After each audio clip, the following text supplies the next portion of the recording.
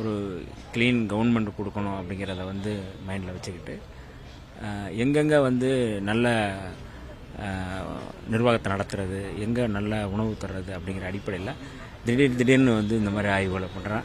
எங்களுக்கே வந்து அவர் கிளம்புறதுக்கு 10 நிமிஷத்துக்கு முன்னாடியே தெரியும். பிற்படுத்தப்பட்ட நலத்துறை அமைச்சரும் நானும் வந்து இங்கே வந்து பங்கெடுக்கணும் அப்படிங்கிற திடீர்னு சொன்னாங்க. வந்திருக்கிறோம். ஒரு நல்ல நிர்வாகத்தை, இந்த மாதிரியான விடுதிகளை வந்து மாணவர்கள்ட்ட ஒரு மாண்புமிகு முதல்வர் அவர்களே நேரடியாக கேட்பது என்பது இதான் வந்து நான் முதல் முறையாக நான் பார்க்குறேன். இந்த மாதிரி ஹாஸ்டல்ஸில் வந்து திடீர்னு விசிட் பண்ணுறது அப்படிங்கிறது மிக முக்கியமான முன்னெடுப்பாக நான் பார்க்குறேன். அந்த வகையில் மாணவர்கள் வந்து அவர்கள் என்ன கோரிக்கைகளும் சொல்லியிருக்கிறாங்க, என்ன தேவைகளும் சொல்லியிருக்கிறாங்க. குறைகள் இல்லை, தேவைகள் என்னென்ன அவங்கள்ட்ட இருக்க கோரிக்கைகளும் சொல்லியிருக்கிறாங்க. அதை உடனடியாக வந்து மாண்புமிகு பிற்படுத்தப்பட்ட நலத்துறை அமைச்சர்கிட்டையும் சொல்லியிருக்கிறாங்க, என்கிட்டையும் சொல்லியிருக்கிறாங்க. அதை உடனடியாக செய்ய சொல்லியும் சொல்லியிருக்கிறாங்க. சம்மந்தப்பட்ட அதிகாரிகள் இருக்கிறாங்க, செக்ரட்டரிஸ் இருக்கிறாங்க, எல்லார்ட்டையும் அவர் வந்து ஆர்டர் போட்டிருக்கிறாங்க.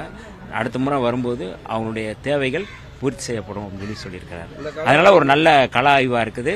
இது மாணவர்களும் வந்து இன்றைக்கி வந்து அதை பார்க்கும்போது இன்னும் கொஞ்சம் கூடுதலாக ஒரு நம்ம முதல்வர்கிட்ட நம்ம எளிதாக போய் நம்ம குறைகளை சொல்ல முடியும், கோரிக்கைகளை சொல்ல முடியும், தேவைகளை சொல்ல முடியும் அப்படிங்கிறத நம்புகிறாங்க. அந்த வகையில் இது வந்து எங்களுக்கும் ஒரு முன்னகர்வாக இது இருக்குது. இல்லை, மாணவர்கள் வந்து உணவின் தரம் தான் ரொம்ப முடியல, எங்களால் சாப்பிட முடியல அப்படின்ற கோரிக்கையை முன் வச்சு தான் சொல்லியிருக்கிறாங்க.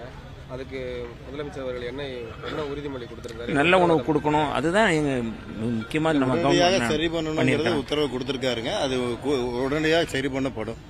இந்த திடீர் கள ஆய்வு தொடருமா அடுத்து? ஏன்னா கடந்த வாரங்களில் குழந்தைகள் நல மருத்துவமனைக்கு போயிருக்காரு. இப்போ மாணவர்கள் விடுதி எல்லா துறையில் இருக்கக்கூடிய பிரச்சனைகளை அந்த மக்களை நேரடியாக சந்திச்சு பார்க்கும் பொழுது தெரியுங்கிறது மாண்பு முதலமைச்சர் அவர்கள் களத்திலே வந்து பார்த்து கேட்கிறாரு. இது உண்மையாக தமிழகத்தில் மட்டும் இல்லை, இந்தியாவிலே ஒரு புதுமையான ஒரு விஷயம்.